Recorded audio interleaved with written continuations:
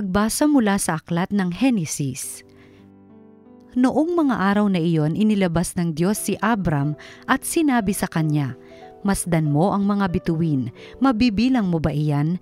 Ganyan karami ang magiging anak mo at apo." Nanalig si Abram at dahil dito'y kinalugdan siya ng Panginoon. Sinabi pa ng Panginoon kay Abram, "Ako ang kumuha sa iyo sa Ur ng Kaldeya upang ibigay sa iyo ang lupaing ito." Itinanong naman ni Abram, "Panginoon, aking Diyos, paano ko malalamang ito'y magiging akin?" Sinabi sa kanya, "Dalhan mo ako ng isang baka, isang kambing at isang tupa, bawat isa'y 3 taon ang gulang. Magdala ka rin ng isang kalapati at isang bato-bato." Dinala nga ni Abram ang lahat ng iyon at biniyak ang bawat isa maliban sa mga ibon. Inihanay niyang magkakatapat ang pinaghating hayop. Bumaba ang mga buwitre upang kanin ito, ngunit itinaboy sila ni Abram. Nang kumikiling na ang araw, nakatulog ng mahimbing si Abram at nagkaroon ng isang nakakatakot na pangitain. Pagkalubog ng araw at laganap na ang dilim, biglang may lumitaw na palayok na umuusok at maningas na sulo na dumaan sa pagitan ng pinatay na mga hayop. At ng araw na yaon, nakipagtipan ang Panginoon kay Abram.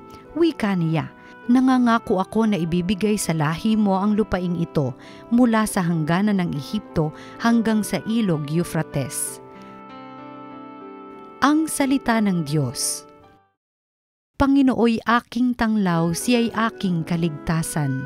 Tanglaw ko'y ang poon aking kaligtasan, kaya walang takot ako kanino man.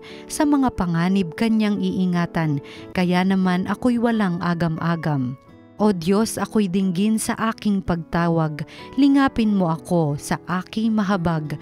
Ang paanyaya mo'y lumapit sa akin, huwag kang magkukublit, kita'y hahanapin. Huwag kang magagalit, huwag mong itatakwil, akong katulong mo at iyong alipin. Tagapagligtas ko, huwag akong lisanin. Ako'y nananalig na bago mamatay, masasaksihan ko ang iyong kabutihan na igagawad mo sa mga hinirang. Sa Panginoong Diyos tayo'y magtiwala, ating patatagin ang paniniwala, tayo ay umasa sa kanyang kalinga. Ang mabuting balita ng Panginoon ayon kay San Lucas.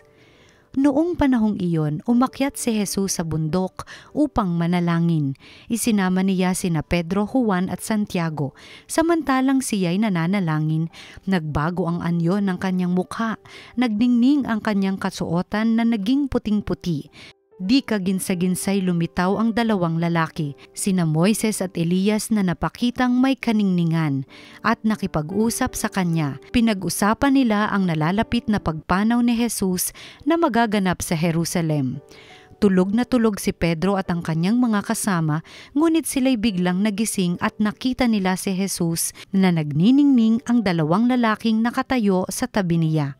Nang papaalis na sa tabi ni Jesus ang mga lalaki, sinabi ni Pedro, "Guro, mabuti pa'y dumito na tayo. Gagawa po kami ng 3 kubol, isa sa inyo, isa kay Moises at isa kay Elias." Ang totoo'y hindi niya nalalaman ang kanyang sinasabi. Nagsasalita pa siya nang matakpan sila ng isang ulap at sila'y natakot. At may isang tinig mula sa alapaap na nagsabi, "Ito ang aking anak, ang aking hinirang, siya ang inyong pakinggan." Nang tumigil ang tinig, nakita nilang nag-iisa na si Jesus at hindi muna sinabi ng mga alagad kanino man ang kanilang nakita. Ang mabuting balita ng Panginoon. Pinupuri ka namin, Panginoong Hesukristo. Ngayon pong linggo na naman ng Kwaresma, ito po ang ikalawang linggo ng Kwaresma. Ang makikita po natin sa Ebanghelyo yung tinatawag na transfiguration ng ating Panginoon o pagbabago ng kanyang anyo.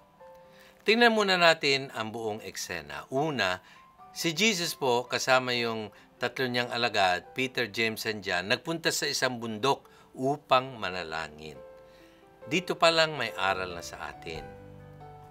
Dapat at napakaganda, tulad ni Kristo, may panahon tayo for private, personal prayer to the Father. May panahon, quality time with the Lord. Whether sa simbahan o sa ating private room o matahimik na lugar, basta may panahon tayo to be with the Lord on a regular basis. Kung yung cellphone nga ay tina-charge, kung ang mga gadgets ay tina-charge, ay tayo rin nawawalan din tayo ng power. Kinakailangang ma-recharge tayo sa pamamagitan ng panalangin, quiet moments with the Lord. At ang sumunod ay ito ngang transfiguration. Ano bang ibig sabihin ng transfiguration? Nag-iba ang anyo ng Panginoon. Nag-iba ang kanyang itsura. Para bagang hinawi yung kurtina, ika nga, ng kanyang pagiging tao upang ilabas ang kanyang pagiging Diyos. Kaya sinasabi, naging napakaliwanag, radiant, ika nga. Mahirap i-describe ito sapagkat how will you describe such an event na iba ang nasa harap mo? Ha? Ang ningning, ang liwanag, subalit hindi nakakasilaw, napakagandang tingnan. Si Kristo bilang Diyos, the glory that He had before He became human like us. Yan ang kanyang ipinamalas. Kaya nga tuwan-tuwa ang mga alagad nung nakita nila. Tuwan-tuwa sila. Ayaw na nilang umalis dyan sapagkat napakaganda.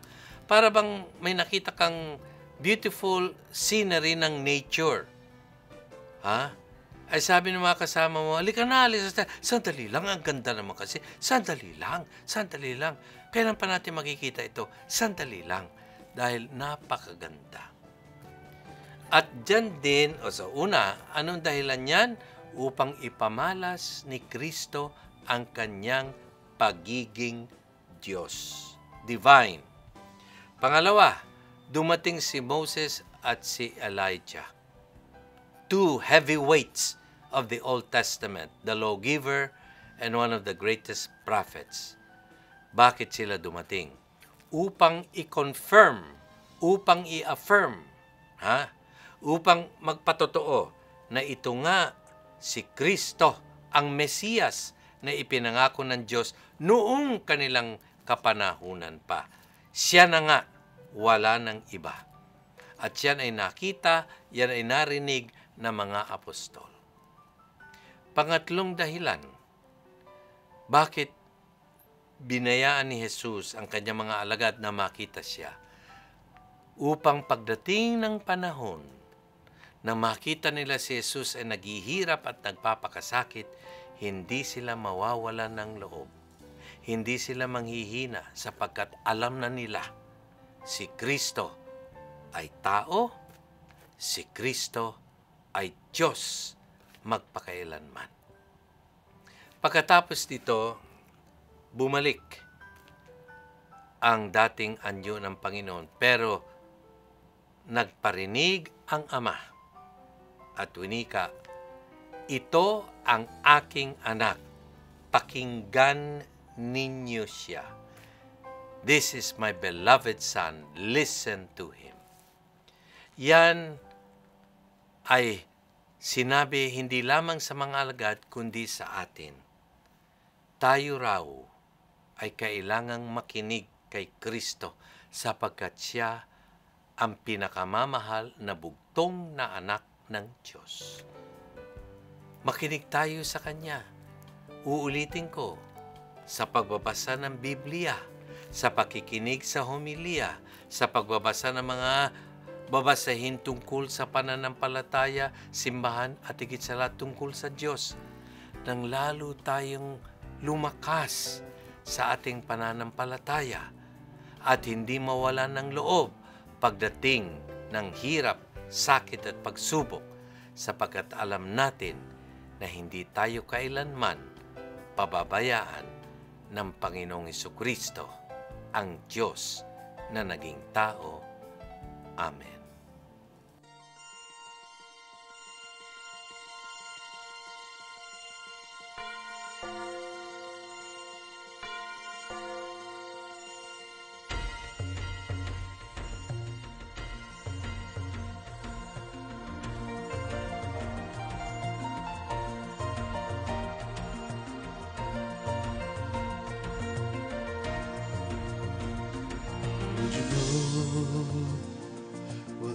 Maybe Jesus saw when he opened his eyes for the first time. I know that it was some loving eyes, but I wish they were mine. We could only imagine what happened on his birth, all alone and unwelcome. He came to this earth, a quiet night in a cold manger, all alone and unwelcome in his home, just another stranger. Would you know what the dying Jesus saw when he closed his eyes for the